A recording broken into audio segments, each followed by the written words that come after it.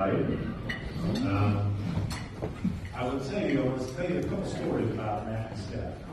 So, just as you saw them, if you didn't know, the crinkle there is something from Matt's family that he's had up in Wisconsin forever.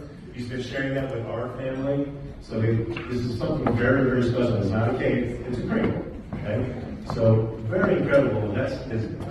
So Matt is very gone with his home life.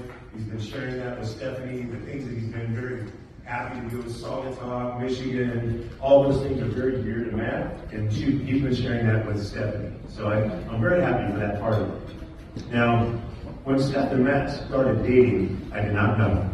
It was kind of hidden for about 3 months. And then finally, she decided to tell me that she's dating this young guy. And I said, okay. In my mind, I'm thinking, okay, what's this guy like? Is he going to be handy? And the reason I say that is because I'm her handyman for the last 37 years. So I'm thinking to myself, what's this guy going to be like? Well, I think he's still fixing everything, or is he going to do this? And I'm happy to report. Steph told me, she said, oh, man, you're going to love this guy. He actually just changed the doors in his house and moved them on his own. And I was like, thank you.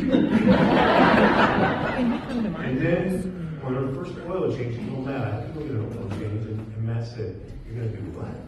And she said, what can I get? My new windshield wipers? And he goes, oh no. We're going to the store. I'll get you some windshield wipers. I'll change it myself.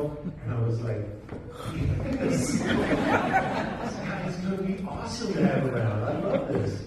So, and it's funny because if you think about who Matt is and how he fits into our family, it's really kind of unique. Our Stephanie's grandfather, Henry, who's not here with us anymore, but Matt has a lot of those qualities about himself that remind me of Henry. One of them is a funny story I'll tell you.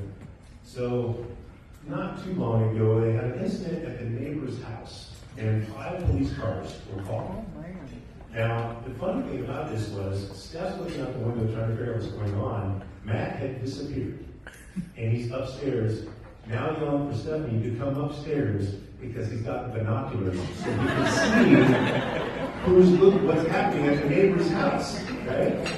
Funny thing is, her grandpa used to do the same thing and watch the parking lot where we grew up at, watching all the kids with binoculars. I was like, oh my gosh, you're marrying your grandfather. This is interesting. But the other part of Matt, what I love about Matt, he's getting so well into our family. He joined the family text, right? Which is pretty unique. I would say Matt is actually a very smart individual. He was actually kind of making it look bad, right? So the photos come in, I say nice pic, right? That's me when I text back. Matt throws out this Hallmark kind of deal where the picture captures the moment that will be forever remembered. And I was like, what? So then I stepped up my game. The next one I said, really nice pic. Oh. And Matt has this phrase, he can say the right thing at the right moment. So funny. And make me laugh. He'll make Stephanie laugh. That's what I love about Matt. He's really fit so well into the family with everyone, and we love him. So I would thank Gene and Larry for producing such an incredible young man. Aw. He has now brought him to our family. And I will tell you, he is in the family. I mean, that's what we do it here. I mean, he's in forever. We'll always take care of him. I know he today.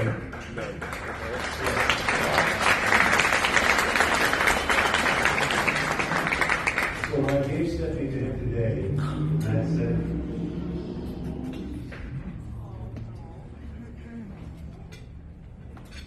said, we'll do that. Matt said, I'll take care of it forever.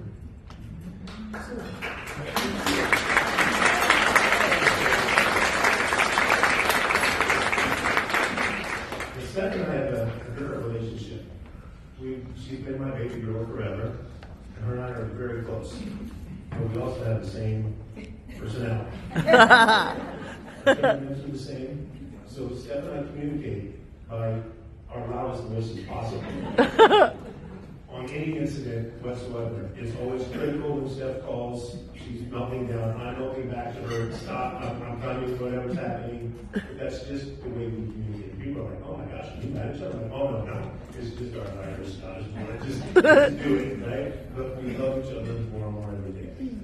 Now, the one story I'll tell you about Stephanie was when she was a very little girl, even Sheila had thought, she'll never learn to walk. I never put her down. She was always in the Oh. At 3 years old, she was like, put her down so the girl can learn to walk.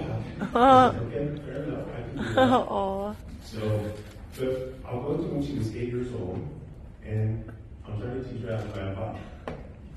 Now, we lived on a farm, big looped driveway, and I didn't want her to fall in the gravel, so I had her in the grass. So I'm running beside her, and here's this little girl screaming at me, don't you let go, don't you let go, don't you let go, I can't do this, I can't do this, I can't. And she's, the whole time, she's just pedaling away, the whole time. And finally, I was running beside her, I let go, she's still going, and she's riding a bike, not knowing that she's riding a bike, and said, I can't do this. I said, you're doing it. She turns around and looks at me, and then jumps off the bike. And says, I told you I couldn't do it. But you do it. I was right there with you the whole time. Now, as we move forward, the one thing that I think she knew was that scared me so much to let go of that time. And now I have to let go again. But I'll tell you, you remember this guy? This is it. This is it. So thank you very much. Matt and Stephanie, please raise your glasses. And Matt and Stephanie, stay there. Cheers.